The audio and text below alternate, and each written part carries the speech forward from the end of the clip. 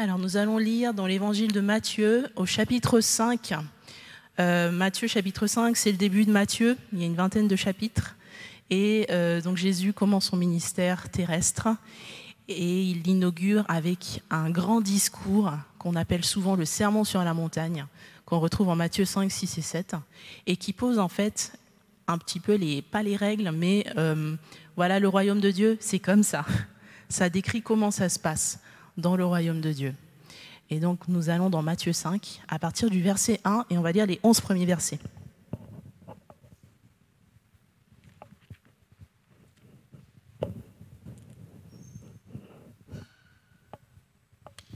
Jésus voit les foules qui sont venues. Il monte sur la montagne. Il s'assoit et ses disciples viennent auprès de lui. Jésus prend la parole et il les enseigne en disant : Ils sont heureux, ceux qui ont un cœur de pauvre, parce que le royaume de Dieu est à eux. Ils sont heureux ceux qui pleurent, parce que Dieu les consolera. Ils sont heureux ceux qui sont doux, parce qu'ils recevront la terre comme un don de Dieu. Ils sont heureux ceux qui ont faim et soif d'obéir à Dieu, parce qu'ils seront satisfaits. Ils sont heureux ceux qui sont bons pour les autres, parce que Dieu sera bon pour eux. Ils sont heureux ceux qui ont le cœur pur, parce qu'ils verront Dieu. Ils sont heureux ceux qui font la paix autour d'eux, parce que Dieu les appellera ses fils. Ils sont heureux ceux qu'on fait souffrir, parce qu'ils obéissent à Dieu. Oui, le royaume des cieux est à eux. Vous êtes heureux quand on vous insulte, quand on vous fait souffrir, quand on dit contre vous toutes sortes de mauvaises paroles et de mensonges à cause de moi. Amen.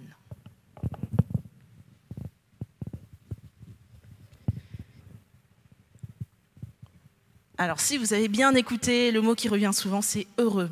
Et ce matin, je me posais la question de tiens, mon précieux bien-être, mon précieux bonheur, qu'en est-il par rapport à ma relation avec Dieu ? Lorsque je vous dis justement bonheur et bien-être, à quoi pensez-vous ? À quoi pensez-vous ? Moi, je pense à toute une série de bouquins. Si vous allez dans de grandes librairies qu'on connaît, le rayon bien-être, il prend de plus en plus de mètres carrés. Je pense à une série de documentaires, de contenus sur le web, sur YouTube, des chaînes YouTube qui sont censées nous motiver, nous apprendre à être vraiment, vraiment, vraiment heureux de manière durable. Je pense aussi à cette idée d'adopter un certain style de vie pour aller mieux, parce que ça va nous apaiser, parce que physiquement, on va se sentir mieux. Donc, on va se lever plus tôt. Il y a des personnes qui recommandent de se lever à 5 heures du matin, par exemple, parce qu'on est plus efficace. Des personnes qui font du jogging. À Paris, c'était très populaire. Quand j'habitais à Paris, il y avait des joggeurs partout. Avec le confinement et tout ça, je pense que ça continue. Il y a des personnes qui recommandent le jeûne. Il faut jeûner un petit peu, beaucoup, tout le temps. C'est une mauvaise idée, au fait. Il y a tout genre de détox. Ah oui, il faut détoxifier son foie, il faut faire une détox de ceci, de cela. Il faut arrêter le gluten. Il faut pratiquer, je ne sais pas au hasard, le yoga, la méditation, etc., etc. Tout cela en customisant son intérieur, en ayant un appartement, une maison totalement cosy pour se faire un nid tout douillet. Voilà ce que moi, ça m'évoque en tant que Parisienne, l'idée du bien-être et du bonheur, et c'est ce qu'on me vend, c'est ce qu'on nous vend. Si vous regardez les panneaux publicitaires dans le métro ou ailleurs, c'est ce type de bien-être-là qu'on nous propose. En soi, vouloir aller bien, c'est une bonne chose. Vous êtes d'accord avec moi ? Oui, plutôt, ok, ça hoche un peu la tête. Donc moi, je vous le dis, c'est chouette de vouloir aller bien, c'est une bonne chose. Ce n'est pas un problème. Ça le devient quand nous rentrons dans une forme d'esclavage ou même d'une tyrannie, parce que c'est quand même très violent quand on y pense. Quand on se retrouve obligé à manger d'une certaine façon, obligé à faire un certain nombre de performances sportives, d'adopter certaines habitudes de vie, alors que clairement, ce n'est pas ce qui est fait pour nous.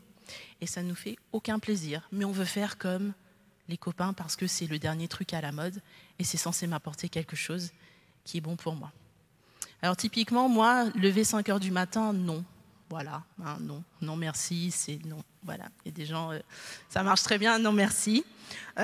Pour vous, c'est peut-être d'autres choses, mais c'est quand même curieux, nous nous retrouvons à persévérer, à soupirer après la bonne méthode qui va changer notre vie et nous donner de nous sentir bien, enfin apaisés, enfin en forme. Nous persévérons alors que dans le fond, on se culpabilise tous les 4 matins, on se flagelle, ouais, j'arrive pas à tenir. J'ai décidé de commencer ce nouveau régime, je ne tiens pas. J'ai décidé d'arrêter les réseaux sociaux, je ne tiens pas, etc. On se retrouve isolé des autres parce qu'à force de chercher mon bien-être personnel, eh bien, j'oublie qu'il y a des gens autour de moi et que j'ai besoin d'eux en fait. Je suis dans ma petite bulle, je suis prisonnier de ma bulle. Et surtout, on se retrouve dans une position d'insatisfaction à peu près perpétuelle. Parce qu'une fois que mon produit a fonctionné, que les conseils de mon guide ont fonctionné, ben, j'ai besoin d'une nouvelle dose, quoi. J'ai besoin d'un truc en plus, parce que je me sens un peu mieux, mais ce n'est pas suffisant. Et donc, on continue cette quête effrénée du bien-être et du bonheur. Et si cette recherche était en fait une recherche de combler quelque chose que seul Dieu peut nous donner. C'est un petit peu, vous savez, vous avez soif, vous êtes dans un désert, on prend le pire des cas, et vous avez très soif et on vous donne une boisson de type cola avec du gaz et beaucoup de sucre, et on vous donne ça pour vous désaltérer. Ben, c'est très bien pendant 5 minutes, c'est chouette, ça vous donne un petit coup de peps, mais après vous avez encore soif. Alors qu'il y a de l'eau à côté, et que si vous buvez de l'eau, eh ben, ça ira beaucoup, beaucoup mieux. Je pense que notre quête du bien-être, parfois, c'est un petit peu ça. Nous allons constamment boire à la mauvaise source. Imaginez si vous buviez du coca pendant 30 jours.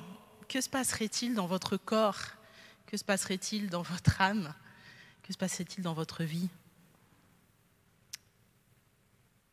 De méthode en méthode, nous devenons des consommateurs d'une énorme industrie. Ça, c'est un point aussi sur lequel on ne revient pas souvent, mais en fait, l'industrie du bien-être, ce sont des milliards et des milliards chaque année. Des produits, des guides, pas des guides, mais des recettes, des méthodes, dont la finalité n'est pas vraiment notre bonheur et notre satisfaction. Au contraire, l'idée, c'est de nous maintenir insatisfaits, assoiffés et avides de consommer plus, toujours plus.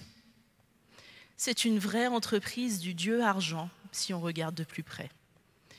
Et donc cette industrie du bien-être, nous consommons et elle nous consume. Et ça, c'est la marque d'une idole. Elle vient nous manger, elle vient prendre de plus en plus de territoire en nous, en échange de notre argent et tellement d'autres choses. Hormis cet aspect consumériste, la recherche du bien-être sert parfois à éviter des choses difficiles de notre existence. Ça, c'est un deuxième sujet important à remarquer. C'est que la douleur, la souffrance, les peines diverses que nous pouvons connaître sont souvent gommées par nos entreprises, par notre recherche de bonheur. Nous rêvons d'une vie sans accroc, sans perturbation. Nous rêvons de maintenir notre confort actuel. J'ai atteint tel niveau de vie, il ne faut surtout pas que ça change, qu'on vienne me perturber. Et surtout, nous voulons pouvoir décider et créer notre bonheur simplement en le pensant très fort, dans la pensée positive, ou en l'exprimant avec notre bouche. Tout ira bien, donc tout va bien. Et ce n'est pas le cas. Que se passe-t-il donc lorsque la vie nous sort de cette forme d'anesthésie? Que se passe-t-il quand la vie nous rappelle que des accidents arrivent, que des imprévus malheureux arrivent, des déceptions, des trahisons, etc. Toutes ces choses-là font partie de la vie. Que se passe-t-il quand je suis dans ma quête du bonheur et du bien-être et que je suis face à cela? Eh bien, beaucoup de personnes vont exploser, d'autres personnes vont imploser de l'intérieur, parce que ce n'était pas ça la promesse. Mon idole ne m'avait pas dit que ça pourrait se passer. Je n'étais pas censée tomber malade en mangeant des glaçons à tous mes repas. Je n'étais pas censée me faire larguer si je proclamais que ma relation allait durer jusqu'au bout. Je n'étais pas censée perdre mon emploi si tous les matins, je purifiais l'atmosphère de mon bureau, etc., etc. Et pourtant, toutes ces choses-là et bien d'autres choses difficiles font partie de notre vie. Le bilan de notre précieux bien-être, c'est qu'il nous consume et qu'il nous aveugle face à la souffrance, à notre souffrance et à la souffrance d'autrui. Maintenant, j'aimerais que nous nous tournions vers le texte que j'ai lu tout à l'heure en Matthieu 5. Parce que face à cette quête du bonheur, inhérente à chaque être humain, on a envie d'être heureux, c'est normal, c'est en nous. Jésus nous propose un autre type d'enseignement. Il a prononcé ces 9 phrases qui commencent par « heureux celui ou ceux qui ». Ce mot « heureux », que nous traduisons en français par « heureux », porte une notion de permanence et comment dire, c'est pas juste heureux pendant un instant, tu es heureux parce que Jésus t'a touché là, c'est plus, en fait, tu es suprêmement béni parce que tu vis avec Dieu. Ce mot « heureux » comporte la notion d'avoir reçu la grâce, la compassion, la bonté de Dieu d'une manière très large. Dieu a étendu sa bonté jusqu'à moi. C'est ça que Jésus veut pour nous. Ce n'est pas juste d'être heureux momentanément ou dans une quête d'une jouissance régulière, mais c'est une vie bénie en abondance. Et cette bénédiction, quand il dit heureux, changez peut-être le mot et dites béni, béni êtes-vous lorsque ceci, cela. Cette bénédiction, ce n'est pas quelque chose que l'on arrache ou que l'on se force à expérimenter. D'accord, c'est quelque chose qu'il donne. On a chanté tout à l'heure, « Au bonheur, tu nous donnes » dans l'un des chants. Et c'est vraiment ça. Ce que Jésus nous propose, c'est de recevoir, en fait. C'est de se mettre dans cette position de recevoir de lui. Le bonheur qu'il nous propose, c'est le résultat d'une relation avec Dieu et avec les autres. Et la différence fondamentale avec notre quête du bien-être, c'est que Jésus ne vient pas nous rendre accros ou insatisfaits. Il dit ailleurs, dans un autre évangile, « Je suis le pain de vie. Celui qui vient à moi n'aura jamais faim, et celui qui croit en moi n'aura jamais soif. » Plus jamais. Christ nous invite à tourner notre regard vers lui, à entrer en relation avec lui et connaître l'expérience d'une vie bénie et comblée par sa présence. Alors que pouvons-nous retenir de ces béatitudes? On pourrait y passer 5 jours, on va éviter. Mais je vais vous partager quelques idées phares pour moi. Il y a par exemple l'idée d'un bonheur complètement paradoxal par rapport à l'idée du bonheur qu'on se fait en société, qu'on va voir quand on va allumer la télévision ou je ne sais quel service de streaming. Jésus nous dit, tiens, vous pouvez être heureux en étant persécuté, en étant pauvre, en étant dans les pleurs. Moi, je pense que ce n'est pas du tout ça le programme auquel on s'attendrait. Hein. Vous achetez un guide de découvrir le bonheur à 100%, on ne va pas vous dire sois pauvre, sois persécuté, sois dans les pleurs. Pas du tout. On nous dira plutôt, faut que tu sois riche, tu possèdes plein de choses, que tu n'aies pas besoin de te soucier de l'argent, de ce que tu possèdes, que tu te construises toi-même, que tu sois sûr de toi. On va nous dire, profite de tous les divertissements qu'on te propose. Enivre-toi, ne sois pas dans les pleurs, oublie que les pleurs existent. On nous dira aussi, mais pourquoi tu as besoin de Dieu en fait? Qu'est-ce que c'est que cette histoire d'être heureux parce qu'on obéit à Dieu? Non, tu n'as pas besoin de Dieu, tu n'as pas besoin des autres non plus. Or Jésus nous parle des pauvres, heureux sont les pauvres. Dans certaines versions, c'est ceux qui reconnaissent leur pauvreté spirituelle. Ce sont ceux qui ont compris à quel point ils ont besoin de Dieu. Ce sont ceux qui ont l'humilité de reconnaître qu'ils ne vont pas y arriver tout seuls et qu'ils ont besoin de sa grâce tous les jours. Quand Jésus parle de ceux qui pleurent, il évoque ceux qui ont subi des coups de la vie, qui ont perdu des choses, qui ont perdu des gens, qui ne dorment plus parce qu'ils sont rongés par le chagrin ou le souci. Enfin, quand Jésus parle de ceux qui souffrent parce qu'ils obéissent à Dieu, parce qu'ils ont la préoccupation de faire advenir sa justice, il parle de ceux qui sont courageux et dont l'amour pour Dieu et pour les autres leur cause des ennuis divers. Voilà ces trois catégories de personnes à qui Jésus promet d'être heureux ici et maintenant parce qu'il sera avec eux, parce qu'il est avec eux. En évoquant ces trois catégories de personnes, il annonçait que la vie avec lui, selon les valeurs du royaume, ne serait pas toute simple, ne serait pas toute facile tout le temps. Par contre, à la clé, il promet la consolation, la manifestation pleine du royaume de Dieu dans nos vies, dans les vies de ceux qui auront choisi d'entrer dans cette relation avec lui. Il promet à la fin de l'évangile de Matthieu également d'être toujours avec nous, quoi qu'il arrive. Et ça, je crois que c'est la donnée qui change absolument tout dans notre monde qui veut éviter de rentrer dans le dur, qui veut éviter la mort, qui veut éviter le déchirement, la souffrance, le malaise, etc.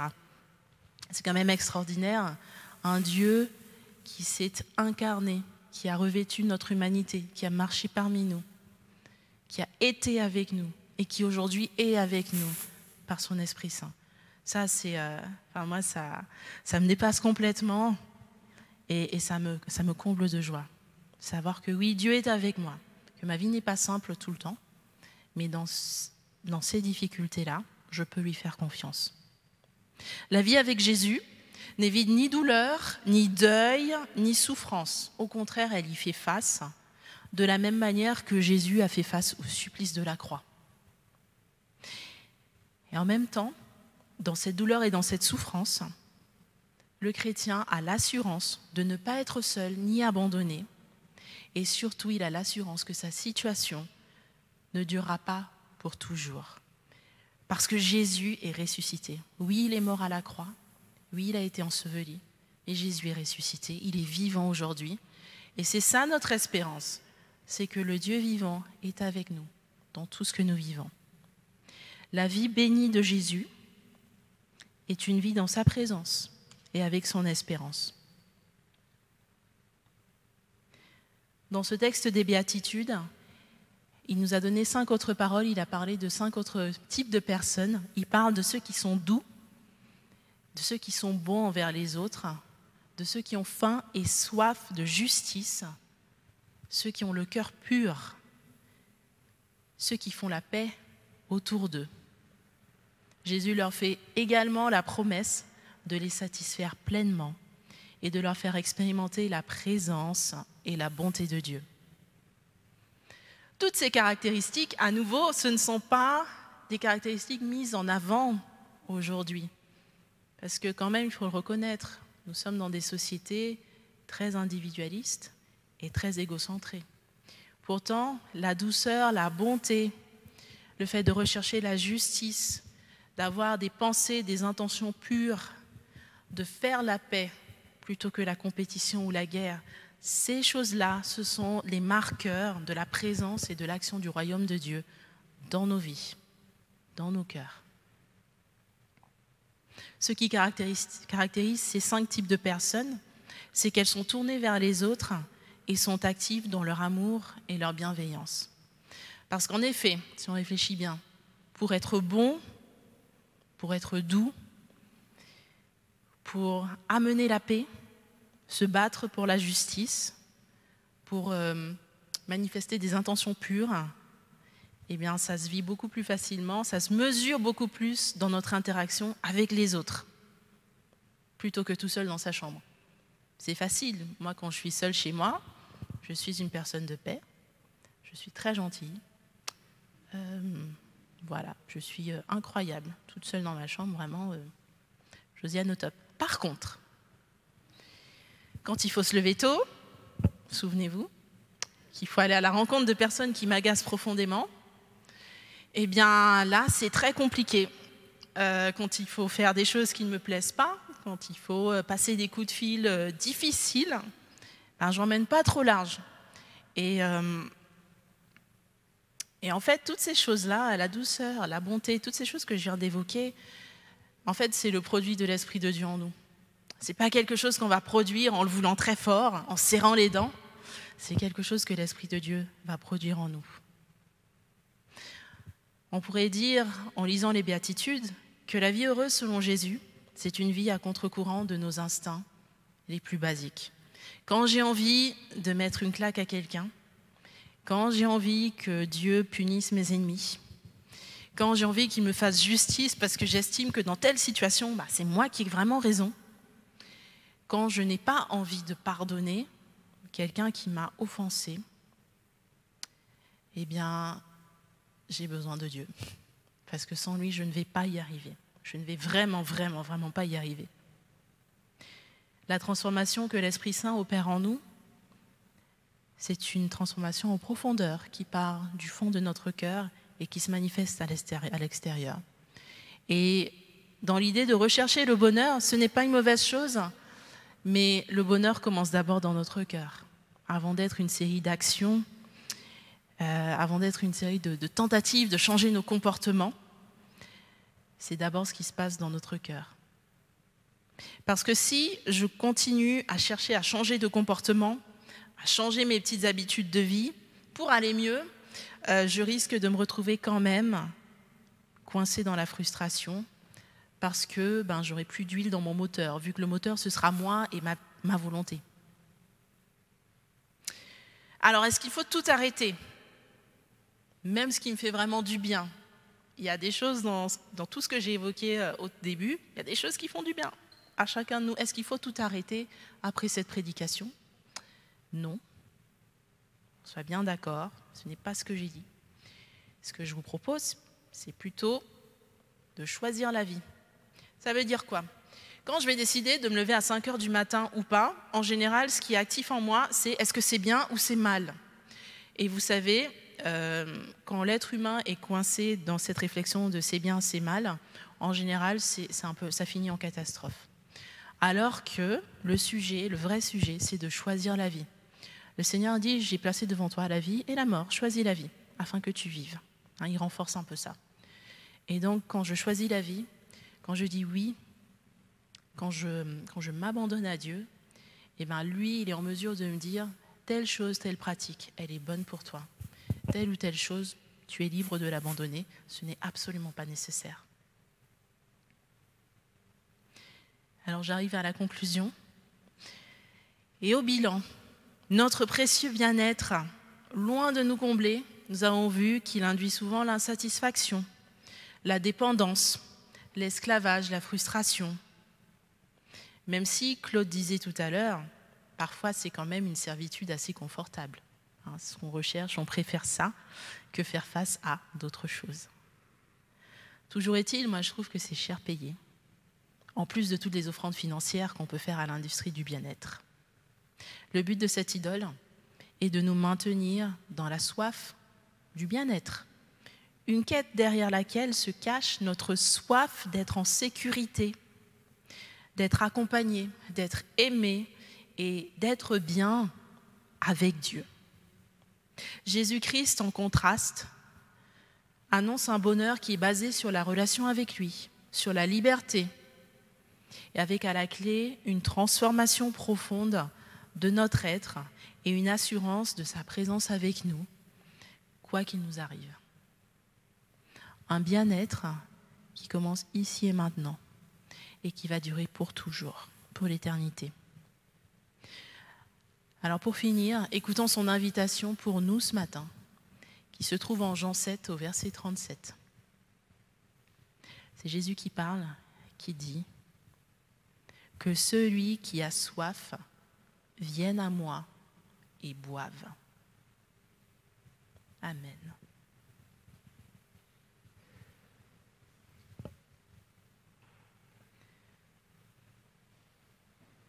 Seigneur, nous avons soif et besoin de toi. Et ce matin, nous reconnaissons que nous avons souvent bu à des sources qui ne désaltèrent pas réellement. Seigneur, viens à notre secours. Tu connais nos vies, tu connais nos aspirations, tu connais nos traumatismes, tu sais ce dont nous avons besoin. Seigneur, nous voulons être comme des éponges aujourd'hui et demander que tu viennes nous abreuver de ton eau. Viens, Seigneur, par ta présence, nous combler de ta paix, de ta consolation, de ta joie, de ton acceptation. Et Seigneur, viens nous montrer, viens nous révéler aussi quelles sont les sources auxquelles nous avons bu et d'où tu souhaites nous tirer, auxquelles tu souhaites nous appeler à renoncer ce matin. Oui, Seigneur, sois notre bonheur, sois notre joie, sois la source de notre vie. Amen.